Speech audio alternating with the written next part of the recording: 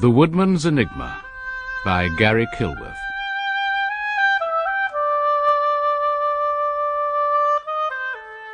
They played a game called Enigmas. "I've got one," said Colin. "Romeo and Juliet are lying dead on the floor in a pool of liquid. They're surrounded by broken glass. What's happened?" His 10-year-old sister Jill snorted. "Oh, Colin, that's an old one. Romeo and Juliet are goldfish, the liquid is water, and the bits of glass are their smashed goldfish bowl." She flicked her blonde ponytail. "Think of a new one." Colin, fair-haired and tall for 13 years of age, sighed and stared out of the train window at the falling snow. "I can't," he said. "I've run out of ideas. We really need the computer for a good enigma. I don't expect Uncle Giles will have one. He's 60-something. It was dark when the train at last pulled into Rochford station, and so quiet they could hear themselves walking along the deserted platform, even though their footsteps were deadened by the snow. Christmas was only 7 days away, and here they were in a strange country place, with no real celebration to look forward to. Both of them felt pretty miserable, but they knew they'd have to make the best of a bad job. A taxi arrived. "Giles Foster's place," said the driver. "Expecting him to meet you." "Yes, we were," said Jill, "but our Uncle Giles must have got the times of the trains wrong." The taxi driver frowned. "That doesn't sound like Giles Foster to me." Colin shrugged. "Anyone can make a mistake, I suppose," he said. "We've never actually met Uncle Giles, not so as we can remember. Our mum's sick in hospital. She's got to have an operation. So she wrote to Uncle Giles, and he said he'd have us for Christmas." "Well, what about your dad?" asked the driver. "Dad's not with us," answered Colin, not wanting to go on.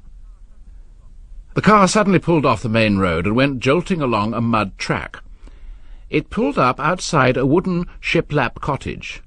Once the car lights had gone, the place looked very gloomy and forbidding. There was an ice-cold lion's head knocker on the door. Colin hammered with this for at least a minute, but no one answered. Jill found the doormat under the snow and lifted it. Underneath was the key. "Hello, Uncle Giles," they called, pushing open the door. No answer. Jill tried the light switch, but nothing happened. "Even if Uncle has got a home computer, it won't work without electricity. We're going to have to forget our plan." The plan was that they invent a new video game in order to make themselves enough money to get their father home. Dad was in Saudi Arabia working for a petroleum company. He'd been unable to find work in England. The plan was not really a pipe dream. A 16-year-old friend of theirs had set up a workshop in his garage, and if Jill and Colin could come up with a really good game, they could make a fortune between them. "That fire's going to go out if we don't get more logs," said Colin. "You stay here." "No way," said Jill. "I'm not staying in this spooky place on my own." Most of the trees in the spinney were blackthorns, too skinny to be of any use on the fire. Then they came to a massive evergreen tree. The snow had been too heavy for one old, dead branch. It had snapped away under the strain and fallen to the earth. There was an instant flare as they put the two halves of the branch on the fire. It helped to brighten the room. The only trouble was that the logs tended to crackle and spit. His thoughts were interrupted by a sharp rat-a-tat on the front door. Then a voice cried, "Let me in. I know you're in there, the pair of you."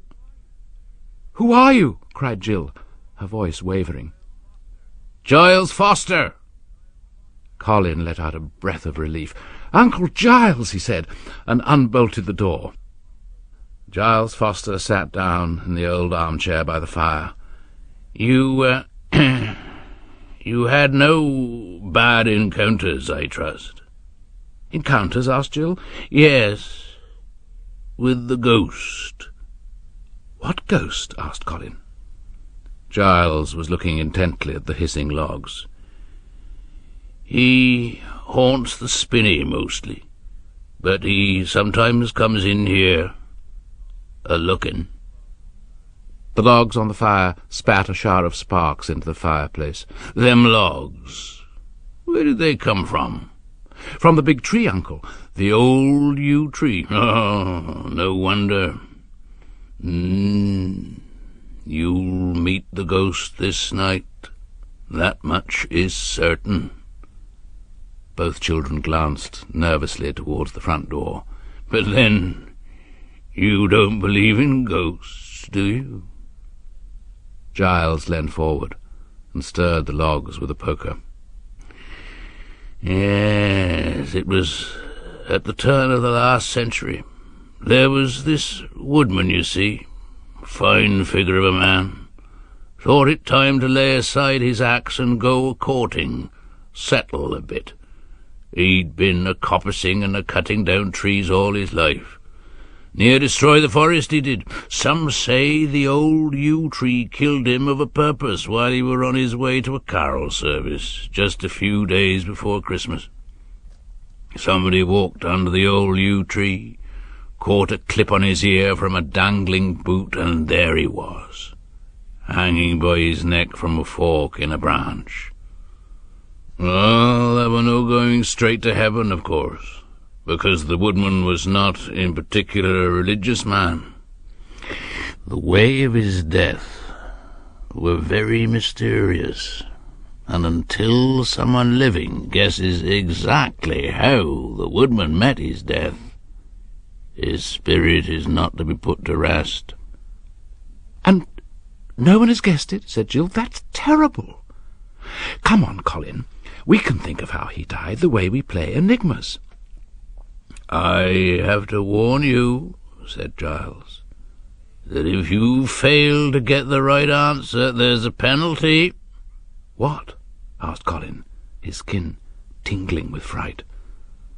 "The Woodman's ghost will return night after night and harass you until you're half out of your mind with fear." Scared as they were, the children felt compelled to go on. Jill swallowed hard. "Did the wind sweep the branch down low and scoop him up?"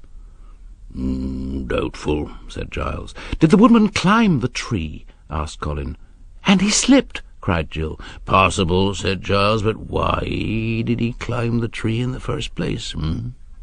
"There was a kite caught in the branches," said Jill, "and the Woodman wanted to take it home to his grandchildren." "Wrong again. The Woodman were a bachelor." "An old bachelor," said Colin. Growing on, you might say."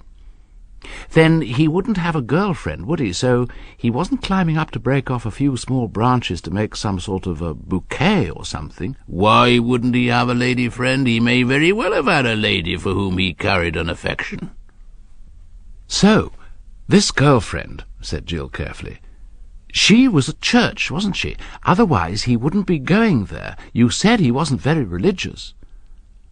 Giles clasped his hands together, and for the first time his eyes showed approval. "Good lass, good lass." "So," said Colin, frowning, "he was on his way to church to see his girlfriend, though they were both quite old. Did she like him much?" asked Jill. There's the tragedy. No, not a great deal. He once tried to kiss her, and she gave him short shrift." Colin remembered trying to do the same thing to a girl at a birthday party. You need an excuse for that sort of thing when they don't want you to do it. Jill suddenly sat up straight and clicked her fingers. "Got it!" she cried. "Mistletoe. He was climbing the tree to get some mistletoe, so that he could have an excuse to kiss the spinster, and he slipped and fell and got caught in the fork of the branch." At last, at long last, the Woodman's ghost be able to close his eyes and go to his rest. He pointed a bony finger at the door, and the children immediately guessed that the ghost was coming. The door swung open, and an old man stood before them, his eyes were colder than winter.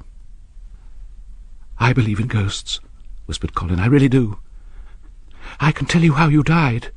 You'll be free. You can stop roaming the spinney." "What on earth are you talking about, young man?" said the ghost, kicking off his shoes. "Colin and Jill, eh?" "Please, Woodman," began Colin, but the ghost interrupted him with, "Woodman?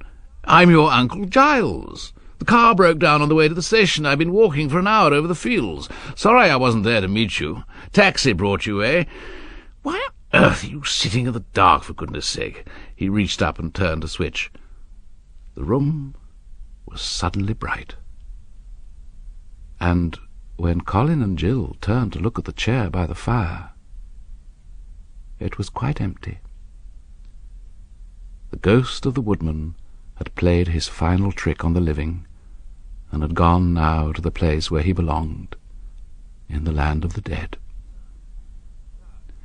"Now," said Uncle Giles, "what about this Woodstock chappie?" "Oh, what? Never put a U-log on an open fire, it spits. Brings the ghost, too. But I don't want to frighten you. We'll damp down the fire, and perhaps he won't come." "He's already been," said Jill. "Good Lord! Giles Foster, your great-great-uncle Giles, as a matter of fact.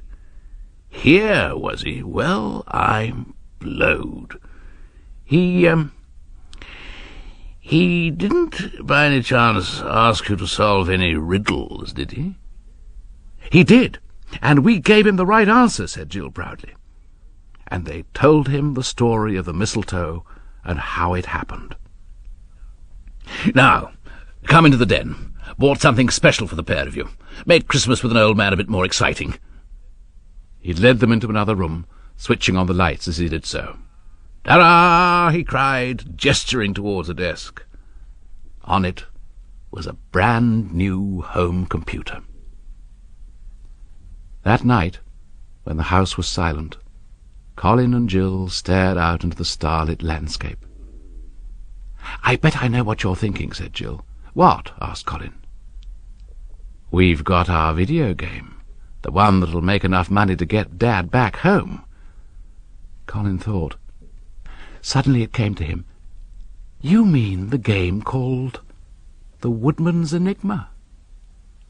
"That's the one," said Jill.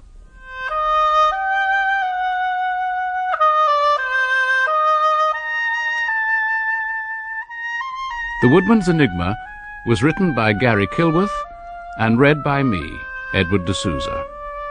The story was abridged for radio by Penny Lester, and the producer was Nandita Ghosh.